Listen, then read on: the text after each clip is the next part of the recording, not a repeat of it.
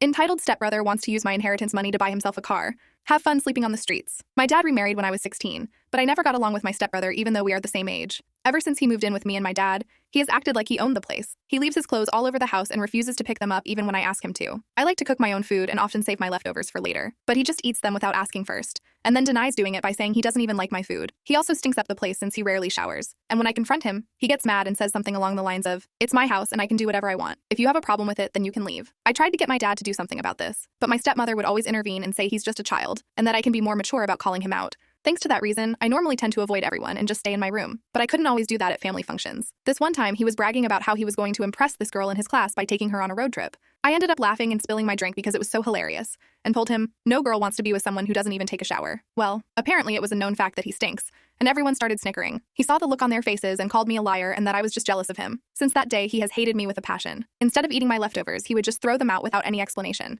He mixed his colored clothes with my laundry and ruined all my white clothes. I was so tired of him and my dad not doing anything about it that I applied to a faraway college and moved out of the house. That proved to be a good decision because I no longer had to walk on eggshells and watch my surroundings. I was going to make sure to enjoy my college life. But in my junior year, I got the worst news of my life. My dad had a terrible accident on the highway and passed away on impact. I couldn't even believe that he was gone and wept like a baby at the funeral. I requested some time off from college because I wasn't able to function properly.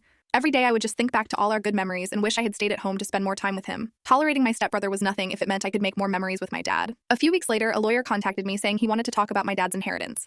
It turns out that my dad had left the house as well as all the money he had to my name. And since I was already 21, I could lay a claim to it immediately. I hadn't even processed that information yet when out of nowhere I received a call from my stepbrother. I thought he was going to offer his condolences and ask me to come back home, but no. Apparently he had been promised a new car by my dad and was hoping to fulfill that wish once he was given his inheritance. But he was furious when he found out my dad had left him with nothing. So now he was calling me to ask for his rightful share and demanded that I buy him a brand new car with the money I had just received. Not even a month had gone by since my dad's passing, so I was shocked to see that he had moved on already and was only talking about his money. It was clear to me that he held no love for my dad, so I wasn't going to entertain his ridiculous demand. The money my dad had left me was supposed to be for my future, and not to spend on luxury items.